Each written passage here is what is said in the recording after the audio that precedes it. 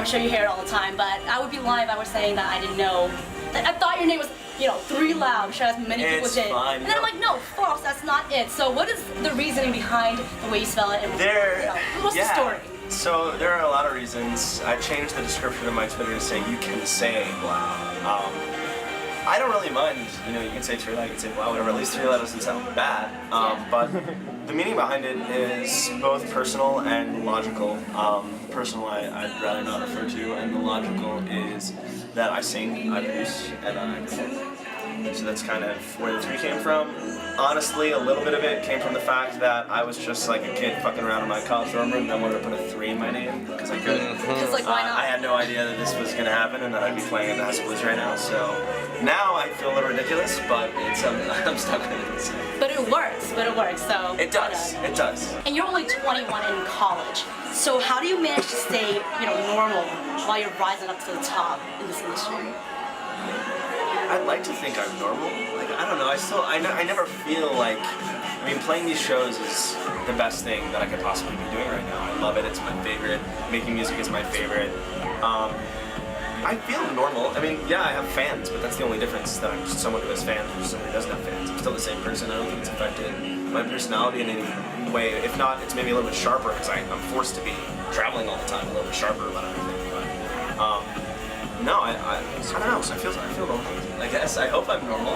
You came out normal to us when we saw you right away. So it's cool. just like chilling with Good, dudes. No. So you're definitely just keeping it real as a college kid and we like that. And you're not, you're still humble, which is awesome.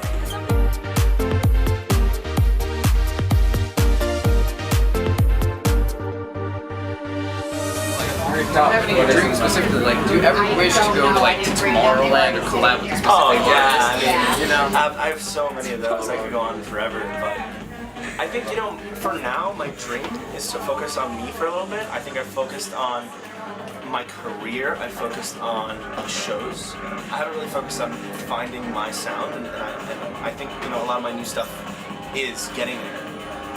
But there's certain I want to reach a certain level that I don't think I'm even close to, and so I want to spend a lot of my time in the studio working on the music.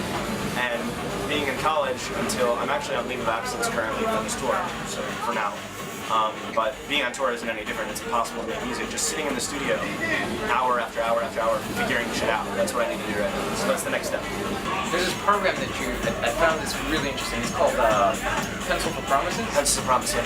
Love it. I was reading a little bit about it. Just give us a little insight of that. And is it still going, by the way? It's something that I'm continuously partnered with. It's not like we did one project. So we raised money for the first school that we're going to build. It's in Houston, Rufino, Guatemala. We've already broken ground. I shouldn't say we, Pencil for Promises. I'm just over it, just watching it happen. I did my part. And we're going to actually visit, though, in December to see the final product and see the community.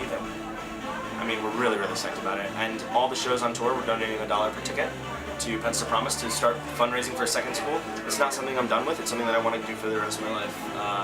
Maybe, we're open to other organizations aside from Pencil Promise. It's just something that's really close to my heart and something that I personally feel a connection to.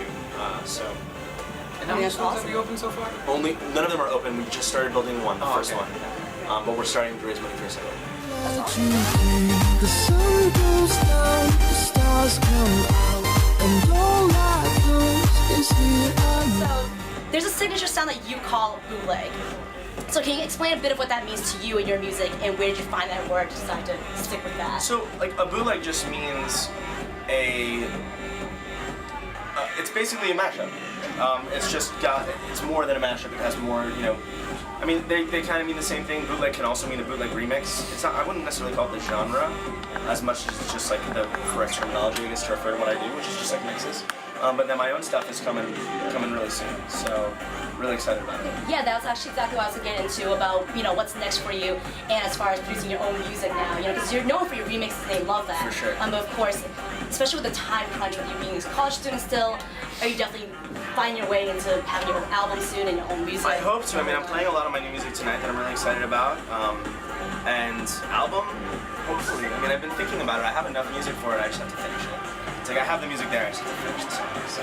For people who are influenced by people like you who are trying to get into the industry as well, what kind of advice would you give people who are producing, DJing, who wants to kind of do exactly what you're doing right now? How would you guide them towards that direction. I've said this a lot of times, and I think this is really the best advice I can give anyone out there, because my career took a really weird route, and it's still taking a weird route now. It's very unconventional. Not that makes me special or anything. It's actually kind of a negative in many ways for how we've been doing things, but that's a separate conversation. The best piece of advice I can give is a successful career is about 20% luck, 20% talent, 60% busting your fucking ass. So, bust your fucking ass. Work your ass. I mean, I don't watch TV, I don't go to movies, I don't do anything but eat. Maybe go to the gym sometimes, make dance music, and play these shows. Like, that's all I do in my life. I've realized that that's what will make me happy when I die, so I'm gonna do it.